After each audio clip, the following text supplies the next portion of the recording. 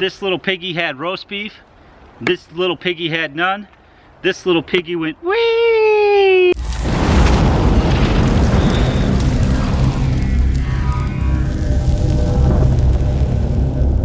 Today we're going to take a look at the Mora Kansbol. Now this is a knife that's pretty similar to the Mora Garberg. We're going to take a look at the similarities and the differences here in a moment. Let's look at the sheath before we pull it out. It does come with a multi-mount sheath. I do like the multi-mount sheath. You can mount it in several different ways. It is MOLLE compatible, or you can run nylon or Velcro or something like that, or soft loops through these, and it allows you to hook it up to a shoulder strap on a pack, for example, or you could wear it cross draw on your belt. I'm probably going to get some soft loops so that I can do just that. It does attach at the top with a leather strap that buttons it in, so it's not going to fall out on you, and it kind of just rides in this multi-mount with this Velcro here. You can take the Velcro off and then you can pop it right out of the multi-mount sheath. It's the same sheath that you can get with the Garberg, and then they also give you an additional strap here that is a belt loop where you could wear it just on your belt as a traditional belt knife. Here I have the Garberg as well. You can see that the sheaths are exactly the same. So similarities between the two are they both do have a Scandi grind, although the Garberg does stop short of the handle, whereas the Kansbol is sharpened right up to the handle.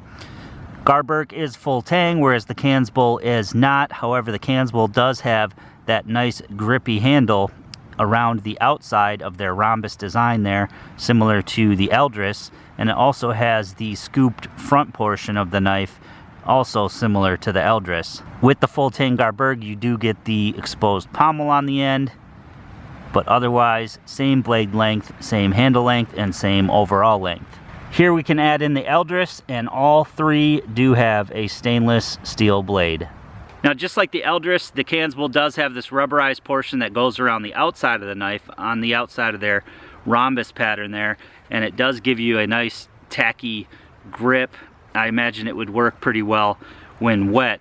The Garberg just has plastic on the outside that's smooth, although I don't really find any issues with that. You can tell that the Kansbol does grip in your hand a little bit better with that rubberized portion on the outside. The blade on the Kansbol is also a little bit thinner than the Garberg. I forgot to bring my specs out, but I'll have a link below where you can look that up. So what I thought we would do today is just some side-by-side tests between the Garberg and the Kansbol. We've already reviewed the Garberg, and it is a great knife, but let's just see if there's any differences handle-wise, or if that full tang makes a difference. Now theoretically it's going to give you a little bit stronger blade, but I've batoned before within reason with a standard Mora and not had a problem.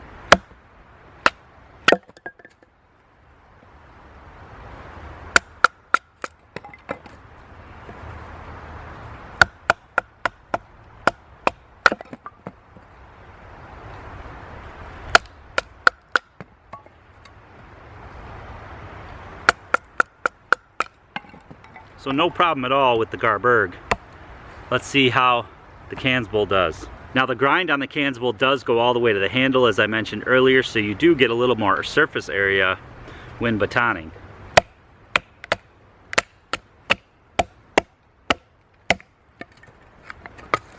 Right through sort of a knotty portion there at the end.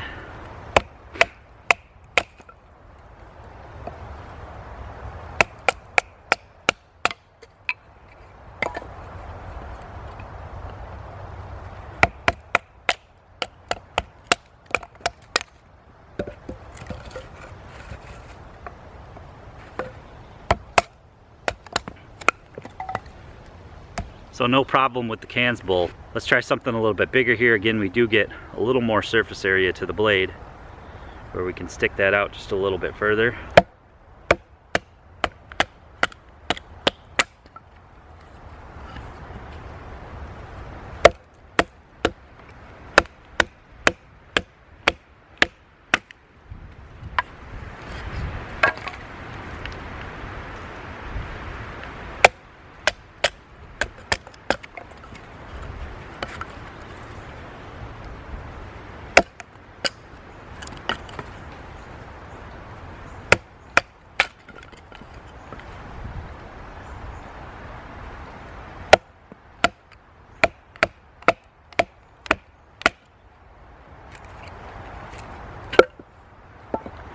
So not a huge difference there. It does feel like you're working with a lighter knife, which it is. Not having that full tang and not having the thicker blade that the Garberg does. It does seem like the Garberg sort of just powers through a little bit better than the Kansbol.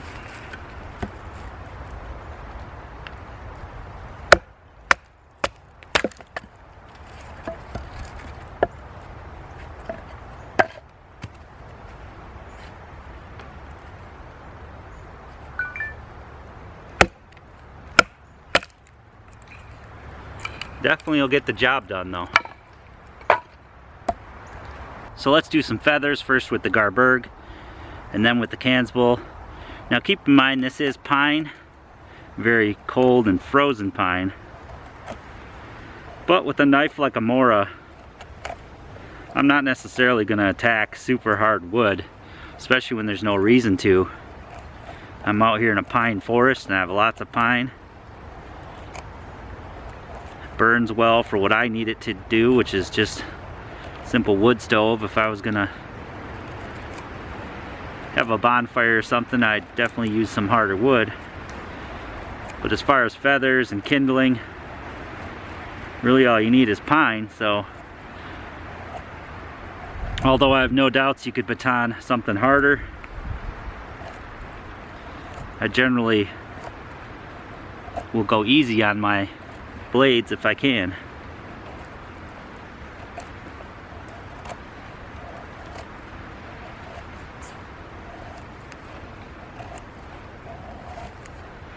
So with that Scandi grind, no problem at all. Shaving off some feathers with the Garberg.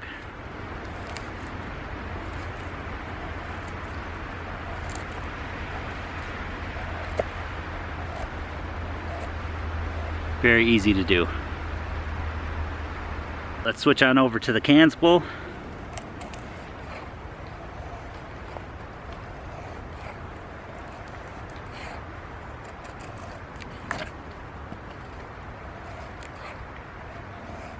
And it's just effortless. You have that thinner profile to the blade, and that Scandi grind is just like a scalpel going through this wood. It's a lighter knife. You can certainly feel that when feathering. I can feel that it's lighter than the Garberg, and I can also feel that rubber grip. I can feel that it's staying in my hand better. Not that the other one doesn't, but that rubber grip just locks it right in. I can tell it's not going to slip.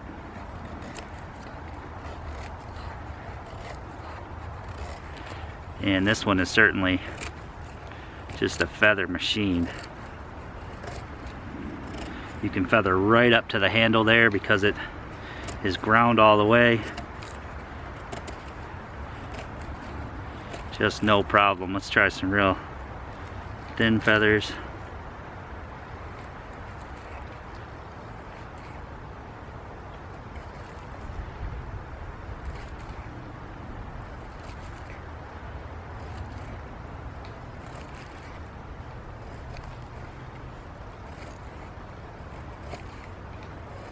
I'd have to say this one's more comfortable when feathering wood.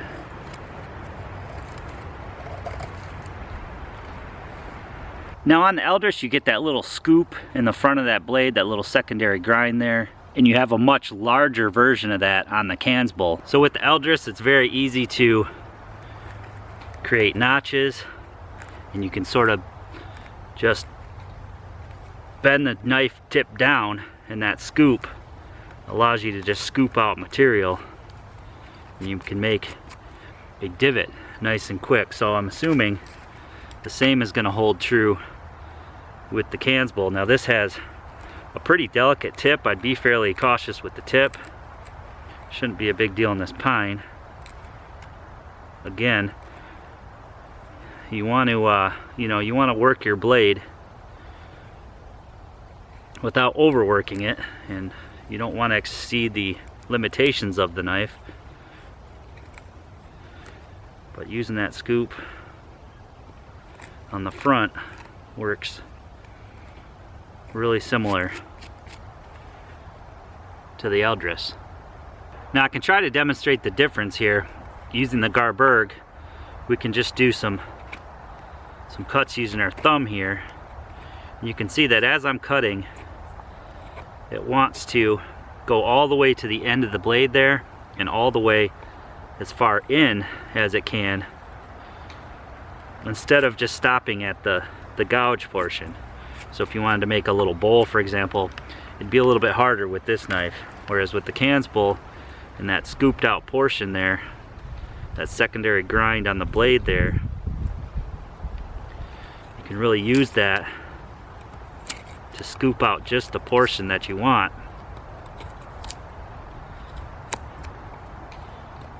You can sort of turn it, and it really works well to pinpoint the area that you want to scoop out.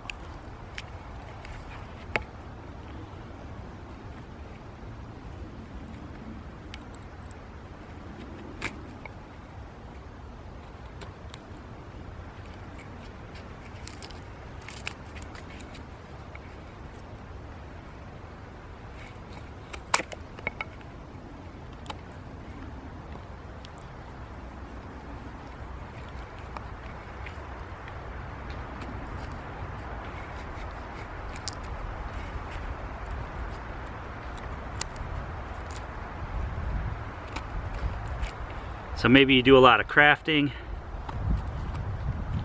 and things like that in the woods. The Kansbol would definitely be probably a better choice. Now if I'm going out to create bowls and spoons and things like that, I'm going to take a hook knife. But that front portion on the Kansbol does allow you to get down in there and round it out.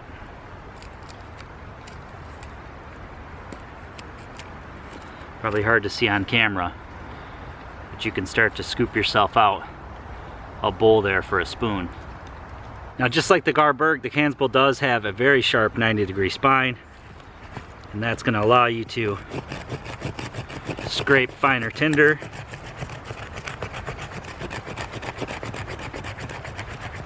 And of course also use a ferro rod.